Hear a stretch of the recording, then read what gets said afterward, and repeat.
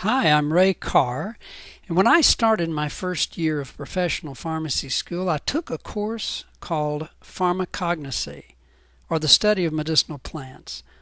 My professor was Dr. C.C. Albers, and he and his wife had also been missionaries to Ethiopia. As the course progressed, we began to study the plant Cannabis sativa, also known as hemp or marijuana. When anyone said anything negative about marijuana, however, Dr. Albers got very upset. He thought very highly of this plant and its capabilities in medicine and nutrition. Of course, I had been told by some well-intentioned people that marijuana was evil. So for years I could not understand how this dear, quote, Christian missionary could have thought so highly of this plant. Cannabis, hemp, marijuana, what do these terms really mean? The scientific name is Cannabis sativa. Before the 1920s, the term cannabis was most often used when referring to the medicinal properties, and hemp was most often used when referring to the industrial properties, such as seed, oil, and fiber. Around 1919, a slang term from Mexico, marijuana, began to appear in newspapers across the country, newspapers owned by William Randolph Hearst. Today, marijuana and hemp are defined as different varieties of the same species, Cannabis sativa.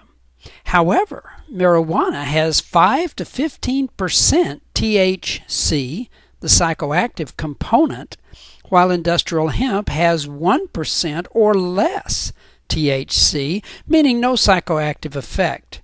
Marijuana plants are normally 2 to 6 feet high, and only 1 to 2 plants cover 1 square meter.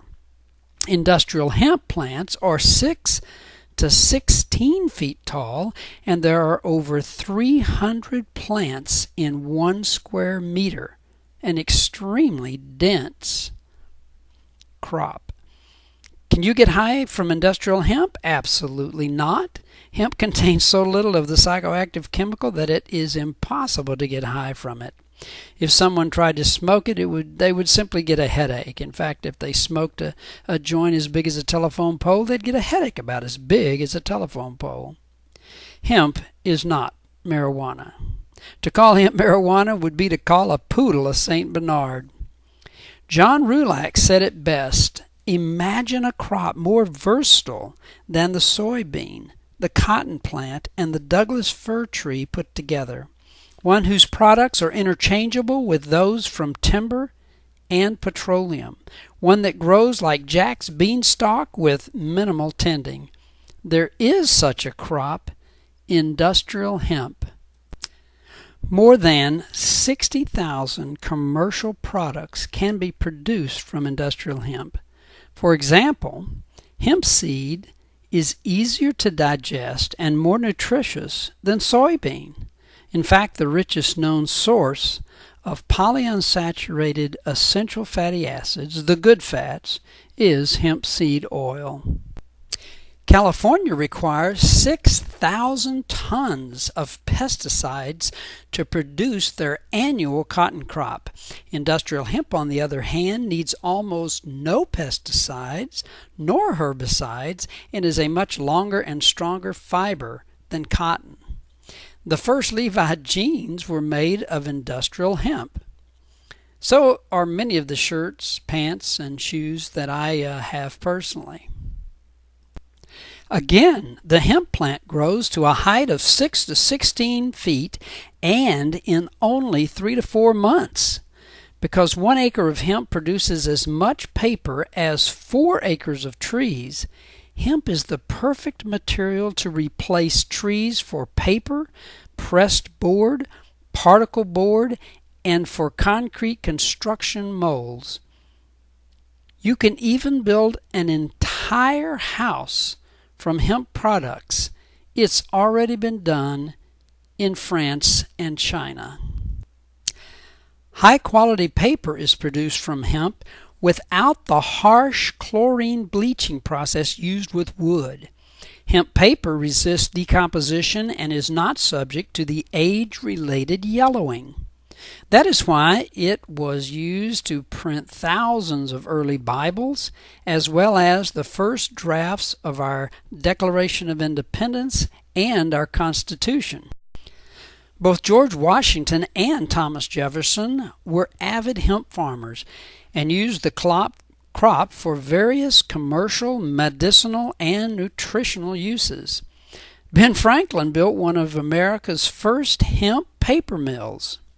This allowed America to have a free colonial press without having to beg or justify paper or books from England. Therefore, hemp played an important role in our nation becoming self-sufficient and in gaining our independence.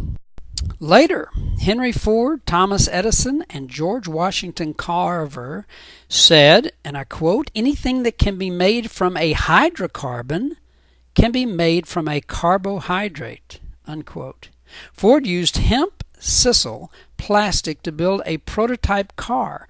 We have pictures of him hitting the fender with a sledgehammer and the hammer bouncing off.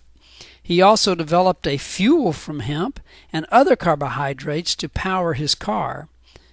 Did you know that 32% of a new Mercedes is made of hemp?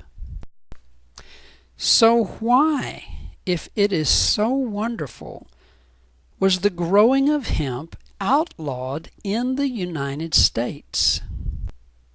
In 1909, 30% of all paper manufactured in the U.S. was newsprint. In 1915, a genius of an engineer, George Slickton, patented a hemp decorticator, which would have produced hemp newsprint at half the price of the newsprint made from wood. Not everyone was pleased with this new development. William Randolph Hearst owned vast timber holdings, which would be in less demand if newsprint was made from hemp. So from 1917 through 1937, Hearst's newspapers ran stories to demonize the plant from Mexico that he had chosen to call marijuana. At the same time, Lamont DuPont, president of the DuPont Company, dominated the petrochemical market.